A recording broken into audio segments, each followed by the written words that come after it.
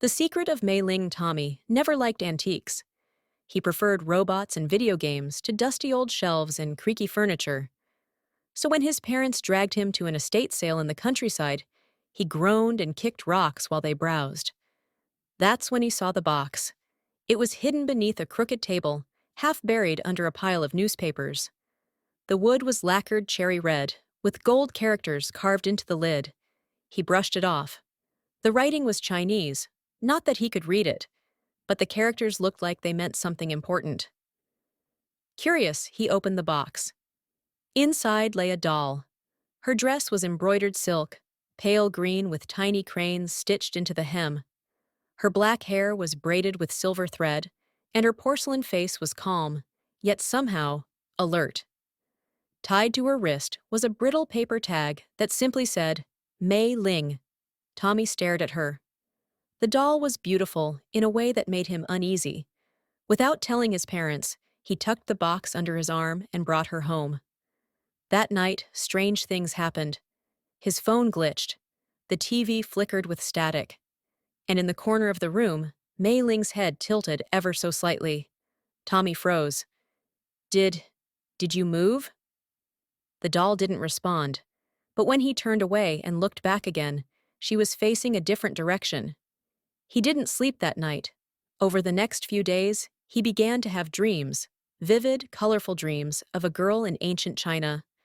She danced in gardens filled with cherry blossoms. She ran barefoot through palace halls. She cried, alone, beside a lake. The girl was always Mei Ling. One night, the dream was different. Mei Ling looked directly at him. "You found me," she said. "Now help me remember."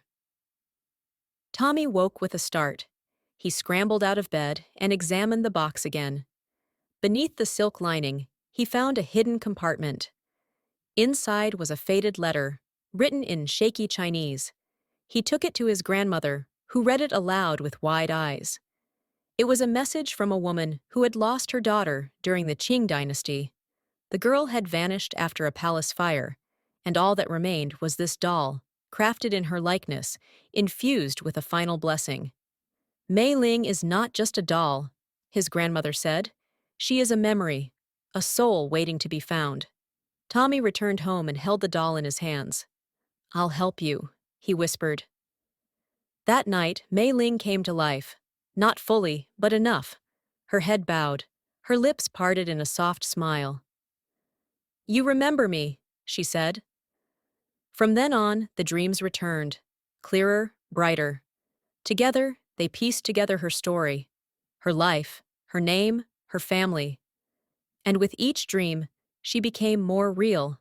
Not a ghost, not a doll, just Mei Ling. The guardian of dreams. Lan had trouble sleeping. Every night, shadows curled beneath her bed, and whispers crawled through the air like spiders. Her parents said it was just her imagination, but the bags under her eyes told a different story. For her 8th birthday, her Auntie May brought her a gift from China. A porcelain doll dressed in red and gold, with hair pinned in twin loops and a tiny jade charm around her neck. "She's called Bao," Auntie May said. "She's a dream guardian." Lon was skeptical. The doll's eyes were wide and shiny, her tiny lips curved in a serene smile. But it was just a doll. That night, Lon tucked Bao next to her pillow and whispered, "Keep me safe." As the lights dimmed and the silence grew thick, the whispers returned. Cold fingers seemed to tug at her blanket. But before fear could grab hold of her, a strange warmth spread through the room. Lon blinked. Bao was glowing faintly. Then she moved. Her limbs stretched gracefully like a dancer's, and her porcelain skin shimmered like moonlight. She stood at the foot of the bed, facing the darkness.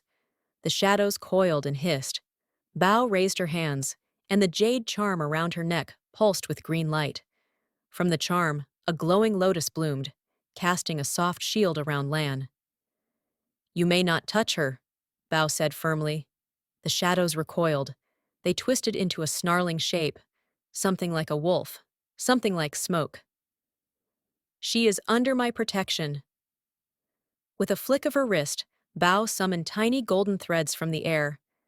They wrapped around the shadow like silk ribbons, binding it, shrinking it, until it was no more than a speck of soot.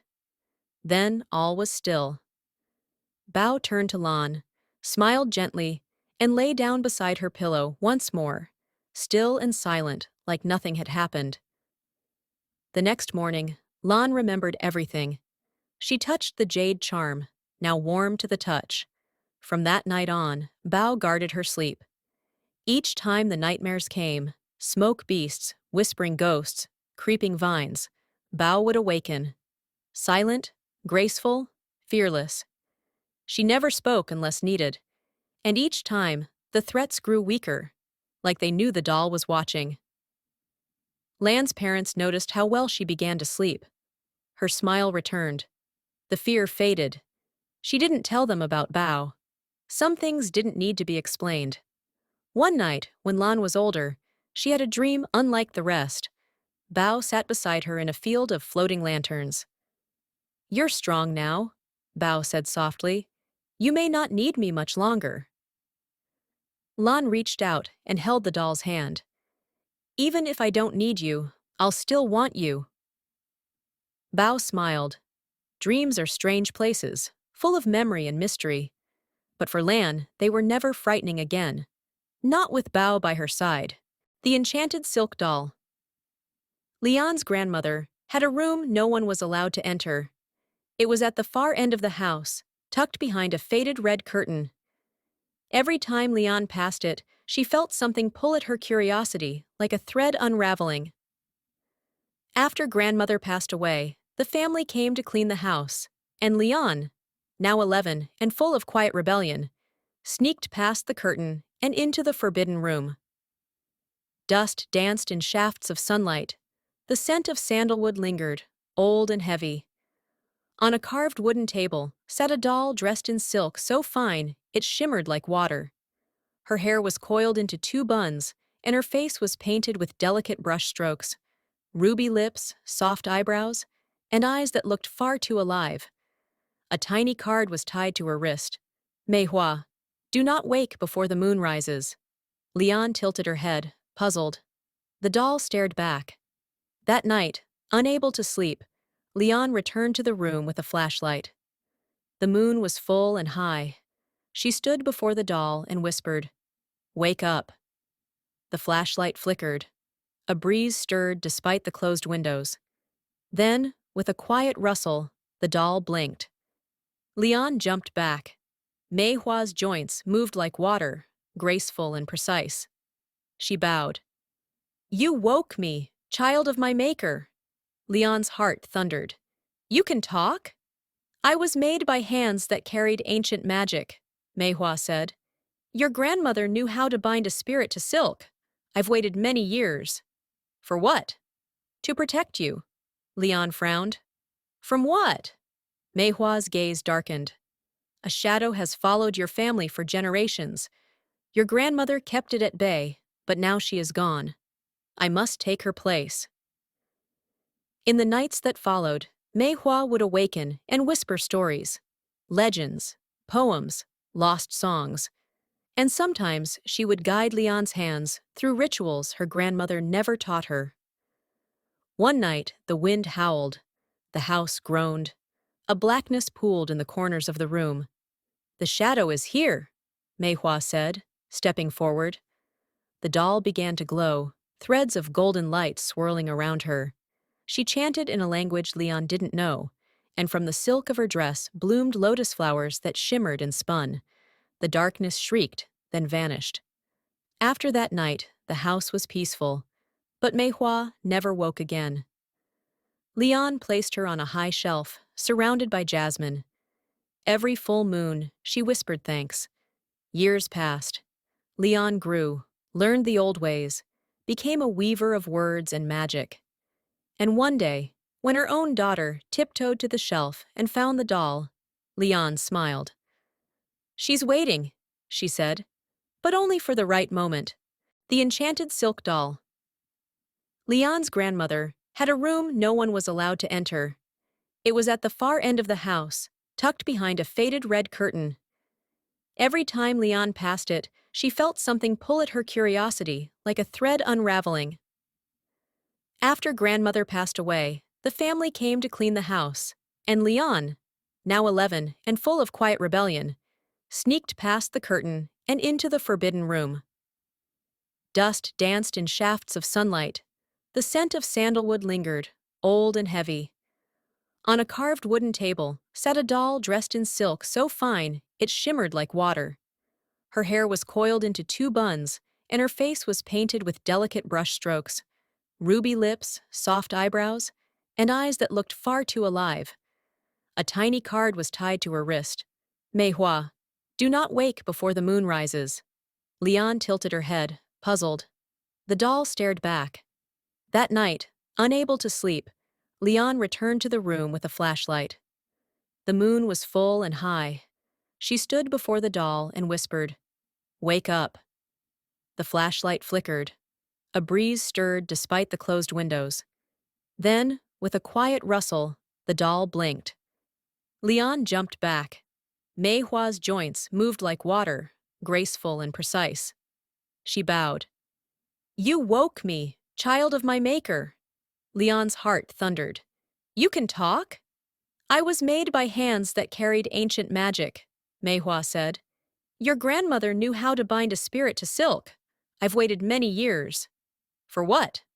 "To protect you." Leon frowned. "From what?" Mei Hua's gaze darkened. "A shadow has followed your family for generations. Your grandmother kept it at bay, but now she is gone. I must take her place." In the nights that followed, Mei Hua would awaken and whisper stories, legends, poems, lost songs, and sometimes she would guide Leon's hands through rituals her grandmother never taught her. One night, the wind howled. The house groaned. A blackness pooled in the corners of the room. "The shadow is here," Mei Hua said, stepping forward. The doll began to glow, threads of golden light swirling around her.